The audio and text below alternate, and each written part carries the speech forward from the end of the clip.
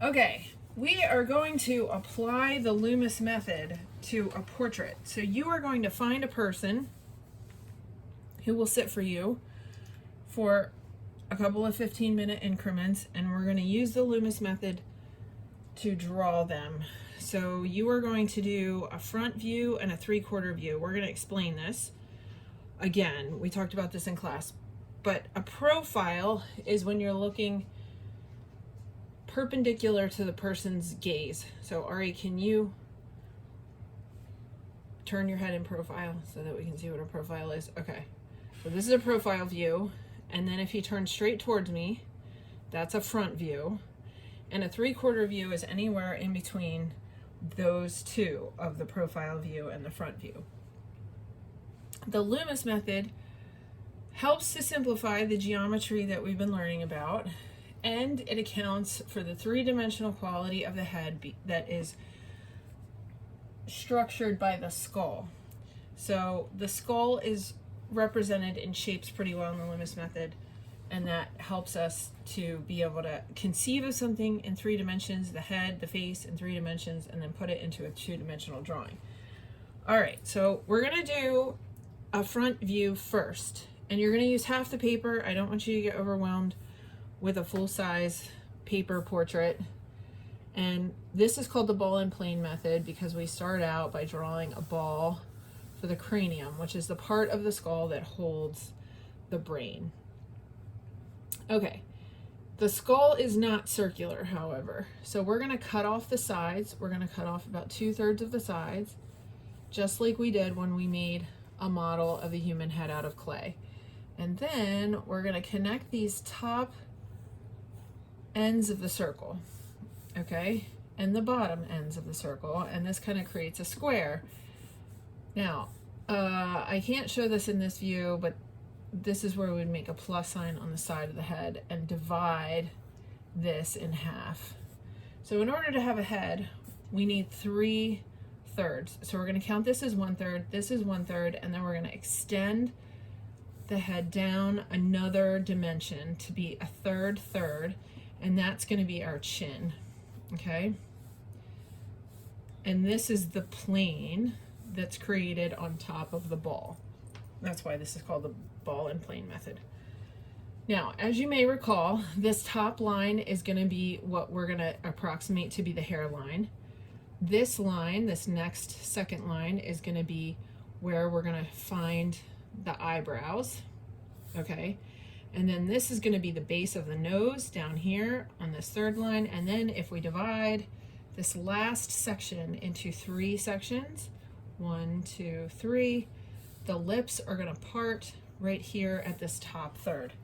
So I have the basic outline of where the features of the face are going to fall. In order to find the eye line, which cuts directly through the line, through the eyes horizontally, we're going to divide the head exactly in half. So we want to judge the halfway point between this upper portion and this lower portion of the structure that we have built, and we're going to say this is the eye line right here. So we're going to look for Ari's eyes to fall right here. All of the other things that we learned are still true. We have 1 eye width in between the 2 eyes, and generally the head is 5 eyes wide. The ears are going to line up in the same place, all of that, but this helps give us some structure that was easy to build without having to observe the specifics of the person's face. Now that I have these boundaries of these lines and I know where the eyes are going to go, now my job is to look at the actual shape of the features of the person's face that I'm going to draw, and we're going to find the contours of his eyes and his nose, and we're going to lay this all in here.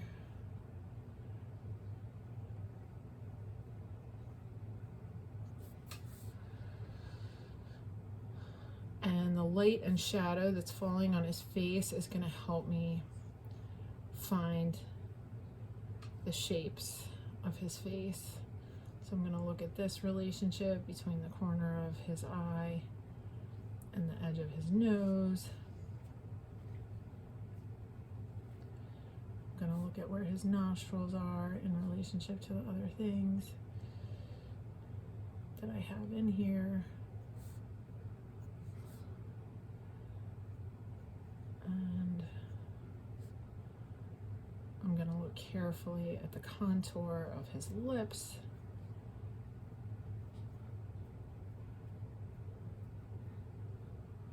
And where does the edge of his lips fall?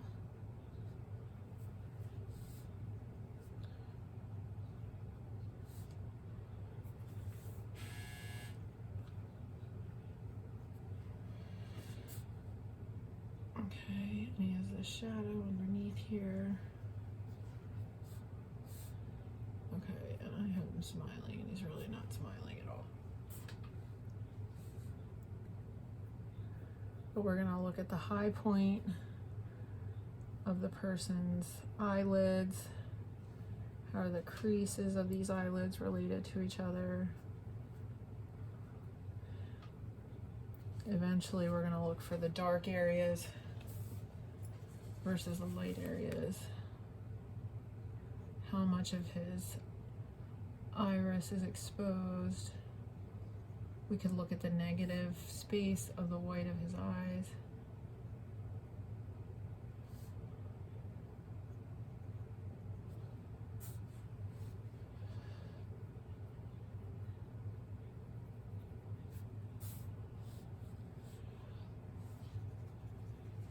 Okay, and then the shape of his eyebrows.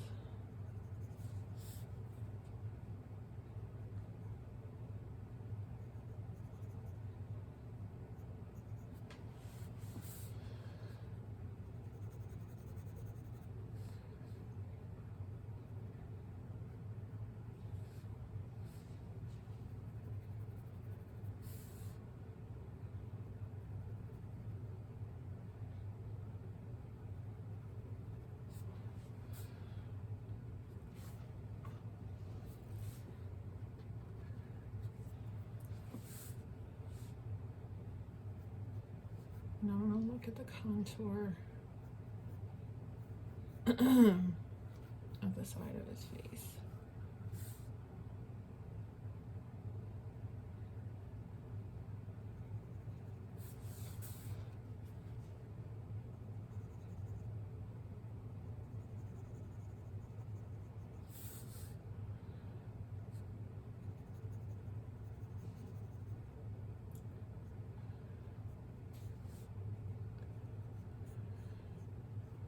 And this is where his hairline starts, but any hair that's actually on his face is going to fall on his forehead.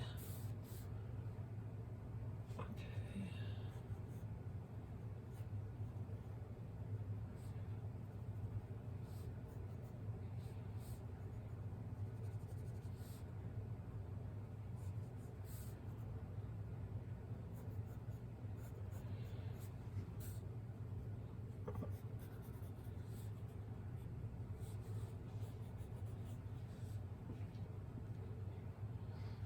Think about where his ear is.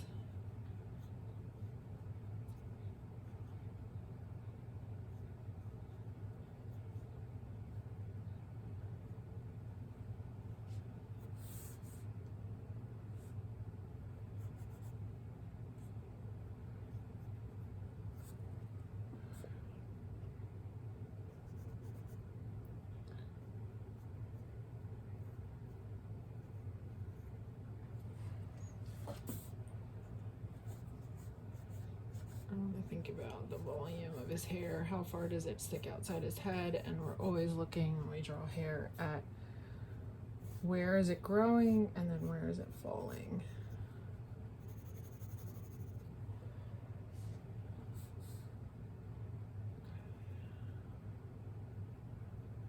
Might be some things in here that I need to refine.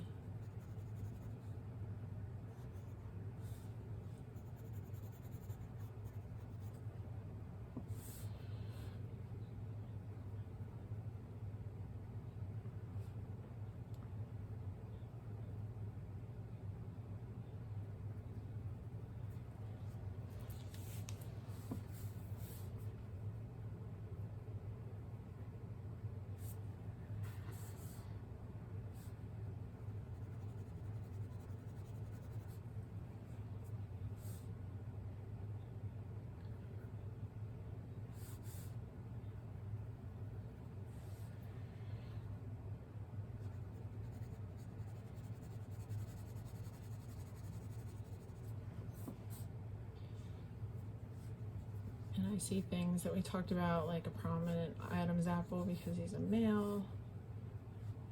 Let me see if I can get this shadow in here.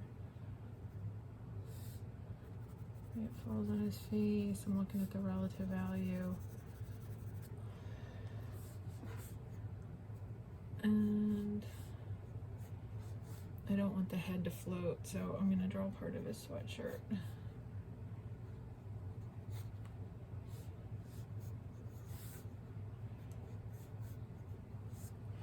Okay, so this is all I'm expecting. You can leave the construction lines or not. I don't expect this to be a refined portrait, just a sketch that gives you practice at using the Loomis method.